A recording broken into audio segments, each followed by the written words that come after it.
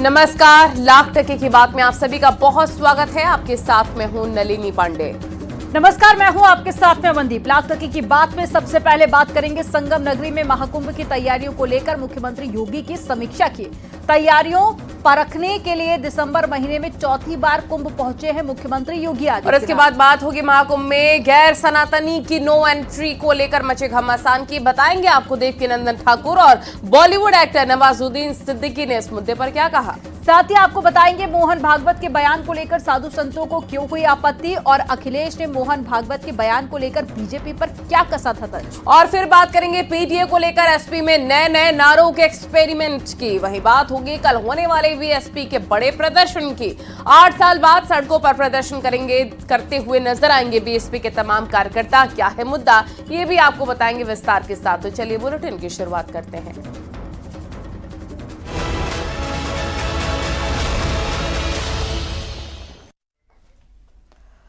मुख्यमंत्री योगी आदित्यनाथ संगम नगरी पहुंचे और महाकुंभ से जुड़ी तैयारियों का अपडेट लिया। मुख्यमंत्री योगी आदित्यनाथ ने टेंट सिटी का जायजा लिया। साथ ही अधिकारियों को समय सीमा के भीतर सभी कामों को पूरा करने के निर्देश भी दिए। 13 जनवरी 2025 से महाकुंभ की शुरुआत हो रही है और कुंभ के लिए यूपी सरकार ने 6000 करोड़ से ज्यादा का बजट रखा है। 500 से ज्यादा परियोजनाओं पर काम जारी है। हर योजना के सीएम योगी पर मॉनिटरिंग कर रहे हैं और साथ ही दिसंबर के महीने में मुख्यमंत्री योगी आदित्यनाथ चौथी बार प्रयागराज पहुंचे। उन्होंने महाकुंभ की तैयारियों को लेकर समीक्षा बैठक भी की। सीएम योगी ने एसआरएन अस्पताल, यूपीटी ब्लॉक और बर्न वार्ड का भी जायजा लिया है। सीएम योगी ने अधिकारियों से मेले की तैयारियों के बारे में चर्चा की, जानकारी ली। ग्राउंड जीरो पर आज योगी पहुंचे थे, निरीक्षण किया, कैसी तैयारी है वो भी परखा। इसी पर आपको दिखाते हैं रिपोर्ट।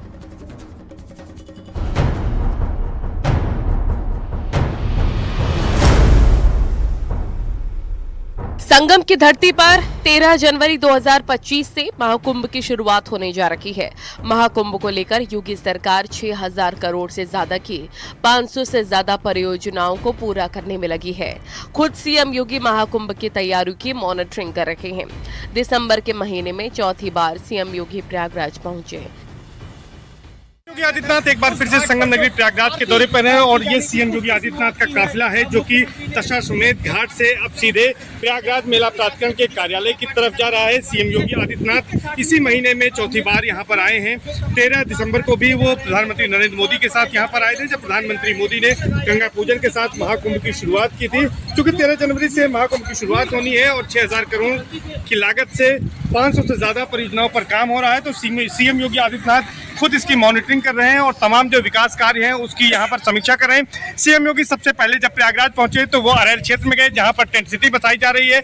उन्होंने टेंट सिटी को देखा, स्थलीय निरीक्षण किया। इसके अलावा अरेल क्षेत्र में ही सर्किट हाउस का निर्माण किया जा रहा है अस्थायी तौर पर, उसको भी उन्होंने देखा। सीएम योगी ने यहां पर सबसे पहले टेंट सिटी और अस्थायी सर्किट हाउस का निरीक्षण किया। सीएम योगी ने यहां पर हो रहे निर्माण कार्यों को लेकर अधिकारियों से जानकारी ली। इसके बाद दशाश्वमेध घाट पहुंचे। यहां पर सीएम योगी ने पूजा अर्चना की, स्वच्छता आरती कार्यक्रम का शुभारंभ किया। एफ्लुएंट या कोई ड्रेनेज सिटी का कहीं भी नदी में न गिरने पाए, इसके लिए जगह जगह एसटीपी तो फंक्शनल है ही, बायो रेमेडिएशन की पद्धति के माध्यम से भी, जियो ट्यूब के माध्यम से उनके शुद्धिकरण के कार्यक्रम को यहां पर सुनिश्चित किया गया है। सीएम योगी का काफिला प्रयागराज मेला प्राधिकरणों से ICCC हॉल पहुंचा, जहां पर सीएम योगी ने महाकुंभ 2025 के कार्यों की अधिकारियों के साथ समीक्षा बैठक की। सीएम योगी ने महाकुंभ की तैयारियों को लेकर अधिकारियों को आवश्यक दिशा निर्देश दिए। पावर कारपोरेशन के द्वारा 24 घंटे विद्युत की आपूर्ति के लिए सभी जो यहाँ पे 400 केवी के सब स्टेशन स्थापित होने थे 85, उसमें से 77 स्थापित हो चुके हैं। 250 केवी के सब स्टेशन 14 स्थापित होने थे, उनमें से 12 स्थापित हो चुके हैं। 100 केवी के सब स्टेशन 128 में से 94 स्थापित हो चुके हैं। 89 यहां पे 1160 किलोमीटर की, ST लाइन 160 किलोमीटर की और एलईडी स्ट्रीट लाइट अब तक लगभग 48,000 यहां पे स्थापित की जा चुकी है। महाकुंभ को लेकर यूपी पुलिस ने भी पुख्ता तैयारी की है। डीजीपी प्रशांत कुमार ने बताया, सुरक्षा को लेकर तकनीक का भरपूर इस्तेमाल किया जा रहा है, लोगों को किसी तरह की कोई परेशानी नहीं होगी। मैन पावर के साथ साथ जो तकनीक के बेहतर उपयोग से सुविधाएं देने का है, जिसमें सीसीटीवी कैमरा है, हमारे ड्रोन का सिस्टम है, टीथर ड्रोन है, एंट्री ड्रोन सिस्टम भी लगाया गया है, जिससे कि कोई ड्रोन से किसी तरह की कोई घटना कारित न किया जा सके। कहीं किसी भी तरह की असुविधा ना हो, इसके लिए 7 स्तरीय सुरक्षा व्यवस्था तैयार की गई है। 45 दिनों में करीब 50 करोड़ लोगों के प्रयागराज आने की उम्मीद है। इस दौरान कुल 6 शाही स्नान होंगे, इसके लिए अभेद सुरक्षा व्यवस्था है।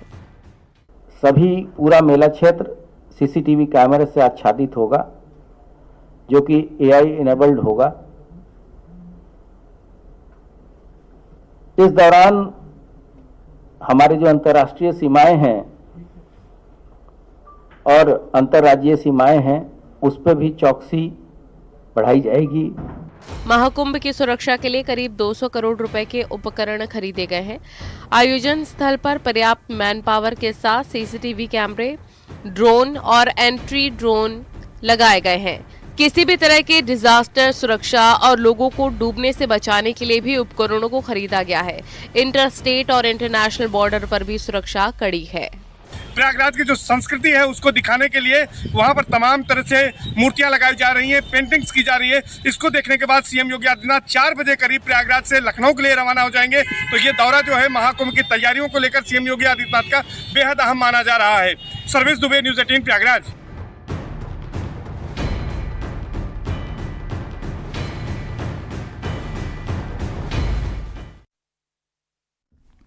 महाकुंभ को लेकर कथावाचक देवकीनंदन ठाकुर ने बड़ा बयान दे दिया है। उनका कहना है कि जो हमारे भगवान संतों को नहीं पूछते, उनके महाकुंभ में एंट्री नहीं होनी चाहिए। गैर सनातनियों के महाकुंभ में एंट्री बंद होनी चाहिए। वहीं बॉलीवुड एक्टर नवाजुद्दीन सिद्दीकी का कहना है कि महाकुंभ बहुत बड़ा अनुष्ठान है, सबको आना चाहिए, सभी का आने का मन करता है, ज्यादा से ज्यादा लोग आए। ऐसे में कुंभ में कौन आए और कौन नहीं, इसे लेकर मुस्लिम स्कॉलर और साथ ही साधु संतों में एक बार फिर से बहस छिड़ गई है। रिपोर्ट आपको दिखाते हैं।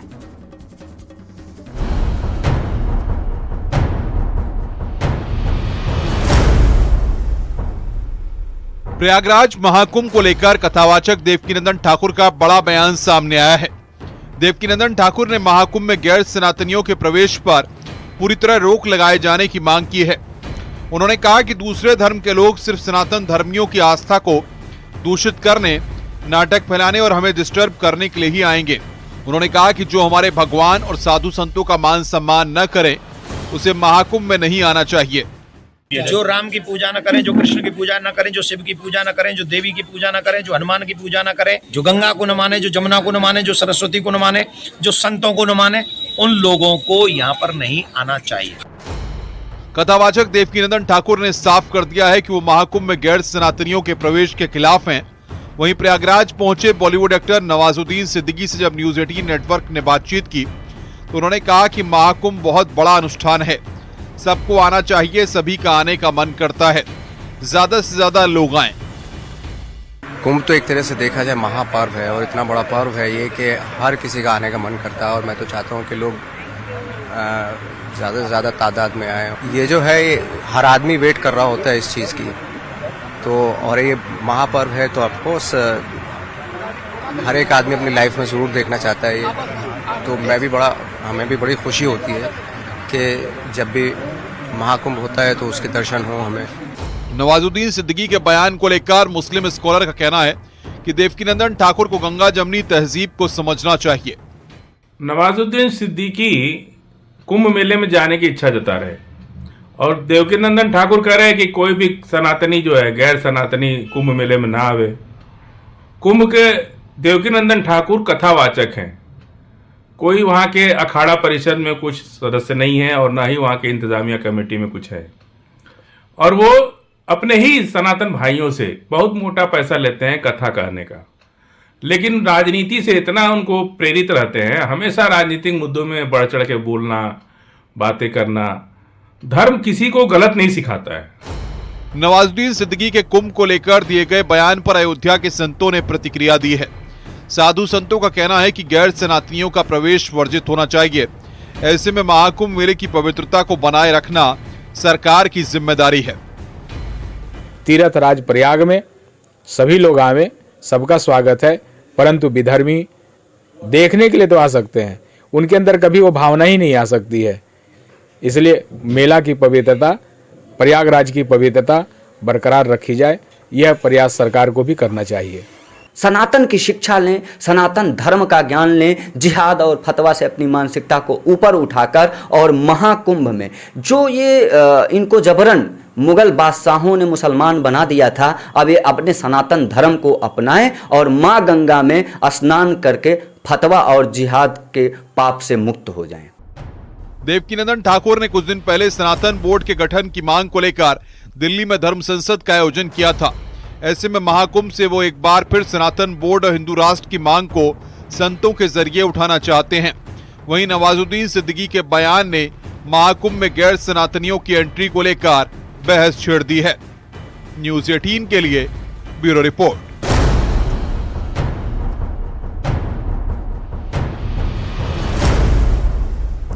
मंदिर मस्जिद पर दिए बयान के बाद में आरएसएस प्रमुख मोहन भागवत ने धर्म को लेकर कहा कि इसकी उचित शिक्षा दी जानी चाहिए, क्योंकि धर्म का अनुचित और अधूरा ज्ञान अधर्म की ओर ले जाता है। गलतफहमी और नासमझी से विवाद बढ़ते हैं। साधु संतों ने मोहन भागवत के बयान पर आपत्ति जताई है। उनका कहना है कि मंदिर मस्जिद विवाद वही है जहां सामने सबूत नजर आ रहे हैं। वहीं अखिलेश यादव ने भी भागवत के बयान को आधार बनाते हुए बीजेपी पर तंज कस दिया है। इसी पर आपको दिखाते हैं रिपोर्ट।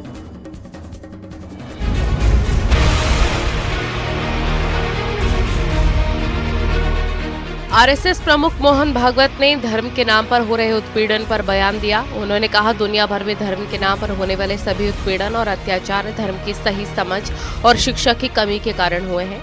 धर्म की गलत फहमी, अधूरी समझ की वजह से दुनिया भर में अत्याचार हो रहे हैं। मोहन भागवत ने ये बयान महाराष्ट्र के अमरावती में महानुभाव आश्रम के शताब्दी समारोह में अपने संबोधन के दौरान दिया।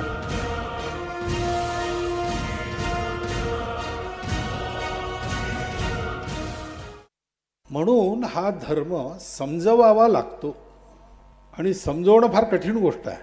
मनुष्य समजत नाही। मी खूप ज्ञानी मनुष्य असेल तर त्याला त म्हटल्यावर ताकभात लगेच लक्षात येतो। फार अज्ञानी माणूस असेल तर सांगणारा ज्ञानी आहे त्याला माहीत असतं म्हणून त्याचं तो लगेच ऐकतो। धर्म हा समजवावा लागतो आणि तो नीट नाही समजला तर त्या धर्माच्या अर्धवट ज्ञानाने अधर्म होतो। जगामध्ये धर्माच्या नावाखाली जितके अत्याचार झाले आहेत ते या चुकीच्या समजुतीमुळे झाले आहेत आणि म्हणून तो धर्म समजवायचं काम करणारे संप्रदाय असावे लागतात। नुसते पंथ असून चालत नाही। इससे पहले मोहन भागवत ने मस्जिदों में मंदिर के प्रतीक ढूंढने पर भी बयान दिया, जिसका महाकुंभ में आए साधु संतों की तीखी प्रतिक्रिया देखने को मिली। अयोध्या हनुमानगढ़ी के महंत राजू दास और राम मंदिर के पुजारी सत्येंद्र दास ने संघ प्रमुख मोहन भागवत के बयान पर आपत्ति जताई।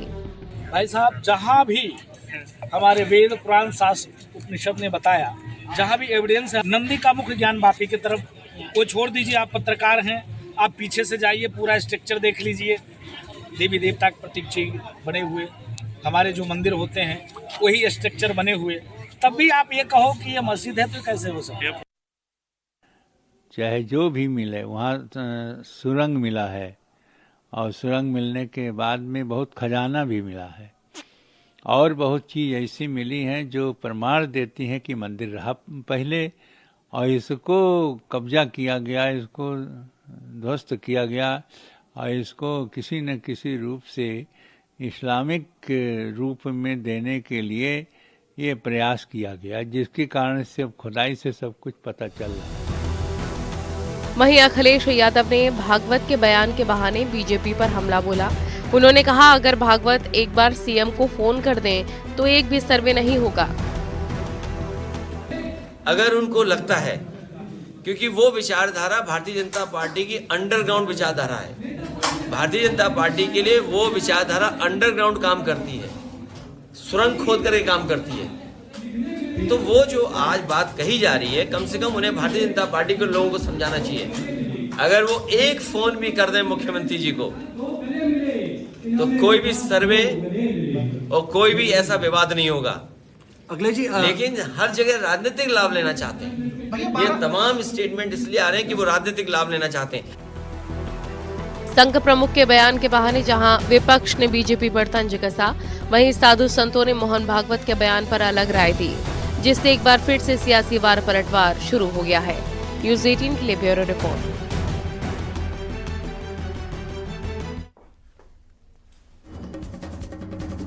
डॉक्टर भीमराव अंबेडकर पर गृह मंत्री अमित शाह के बयान के बाद में बसपा ने पूरे देश में आंदोलन करने का ऐलान कर दिया। बीएसपी सुप्रीमो मायावती ने ऐलान किया है कि कल देश में हर जिला मुख्यालय पर कार्यकर्ता प्रदर्शन करेंगे। करीब 8 साल बाद बीएसपी कार्यकर्ता मायावती के ऐलान पर देश स्तर पर सड़कों पर उतरकर विरोध प्रदर्शन करेंगे। इससे पहले जुलाई 2016 में बीएसपी कार्यकर्ता पूरे देश में सड़कों पर उतरे थे।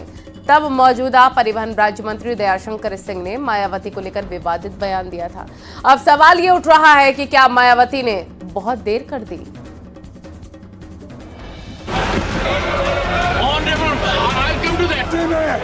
ये जो अपमान अंबेडकर का किया है वो कभी हम सहन नहीं करेंगे, करने नहीं।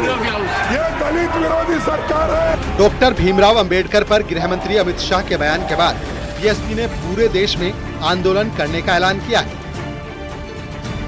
बीएसपी सुप्रीमो मायावती ने ऐलान किया है कि मंगलवार को पूरे देश में जिला मुख्यालय पर कार्यकर्ता प्रदर्शन करेंगे। केंद्रीय गृह मंत्री अमित शाह से माफी की मांग की जाएगी। मायावती के ऐलान के बाद करीब 8 साल बाद बीएसपी कार्यकर्ता सड़कों पर उतरेंगे। बहुजन समाज पार्टी की मुखिया मायावती हमेशा से कहती रही हैं कि उनकी पार्टी सड़कों पर उतरकर प्रदर्शन करने वाली पार्टी नहीं है, लेकिन कल एक बार फिर से बहुजन समाज पार्टी के कार्यकर्ता सड़कों पर उतरेंगे। ऐसा बेहद कम होता है जब बहुजन समाज पार्टी अपनी बात को लेकर के सड़कों पर उतरे और उसको सदन से लेकर सड़क तक एक विद्रोह के तौर पर परिवर्तित करे। बहुजन समाज पार्टी के बारे में कहा जाता है कि वो सड़कों पर उतरकर आंदोलन करने वाली पार्टी नहीं है। करीब 8 साल पहले मौजूदा परिवहन राज्य मंत्री दयाशंकर सिंह के खिलाफ प्रदर्शन हुआ था। दयाशंकर सिंह ने मायावती को लेकर विवादित बयान दिया था। इस बार भी विवादित बयान का मामला है, लेकिन इस बार दलितों के सबसे बड़े नायक बाबा साहब भीमराव अंबेडकर का मामला है। बीएसपी नहीं चाहती कि वो बाबा साहब के मुद्दे पर पीछे रह जाएं। जिस तरह से एसपी और कांग्रेस प्रदर्शन कर रहे हैं, उससे बीएसपी को दलित सियासत पर अपने पिछड़ने का डर है। के कार्यकर्ता अगर मायूस हैं, निराश हैं और उनको लग रहा है कि उनका नेतृत्व उन्हें रास्ता नहीं दिखा पा रहा है, तो अंबेडकर के नाम से बड़ा कोई कारण पार्टी के सामने नहीं हो सकता कि वो लोगों को फिर से संगठित करे। तो मुझे लगता है अमित शाह जी के बयान को लेकर जिस तरह का हंगामा मचा हुआ है, ये बसपा के लिए एक बहुत बड़ा मौका है कि वो अपने कार्यकर्ताओं को फिर से संगठित करने का एक निर्देश दें और सड़क पे उतरकर एक तरह का प्रोटेस्ट करें कि पार्टी फिर से स्ट्रांग बन सके। बीएसपी इससे पहले भी बड़े प्रदर्शन कर चुकी है। 8 साल पहले दयाशंकर सिंह के बयान पर बवाल मचा था। 21 जुलाई 2016 को बीएसपी कार्यकर्ता सड़कों पर उतरे थे। 2017 में सहारनपुर के शब्बीरपुर गांव में दलित बनाम ठाकुर मामला था। 2017 में 25 झोपड़ियों को जला देने पर बवाल हुआ था। 23 मई 2017 को खुद मायावती मौके पर पहुंच गई थी। हालांकि तब भी मायावती के हेलीकॉप्टर को उतरने की इजाजत नहीं मिली थी। आरक्षण के सवाल पर भारत बंद का समर्थन 21 अगस्त 2024 को किया। देश के तमाम दलित संगठनों ने भारत बंद का ऐलान किया था। बीएसपी ने आंदोलन का समर्थन किया, सभी जिला मुख्यालयों को ज्ञापन दिया था। समाजवादी पार्टी का कहना है कि बीएसपी कभी भी प्रोटेस्ट करे, उन्हें कुछ फर्क नहीं पड़ता, क्योंकि ये दलितों पिछड़ों से जुड़ा मामला है। उन्हें जो ठीक लगे वो करें।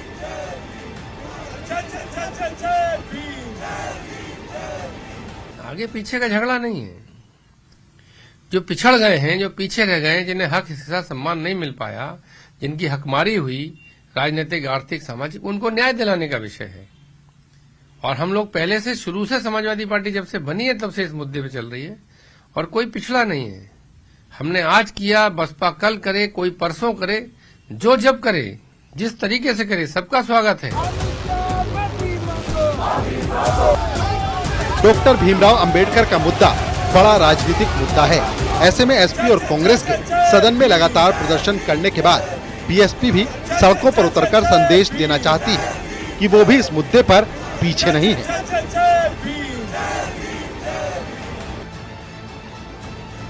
ये बात सच है कि भीमराव अंबेडकर के नाम पर तमाम सियासी पार्टियां अपनी अपनी तरफ से पूरा जोर लगाना चाह रही हैं। ऐसे में मायावती नहीं चाहती हैं कि उनका जोर कहीं से कम पड़े और उनको सियासी तौर से नुकसान उठाना पड़े।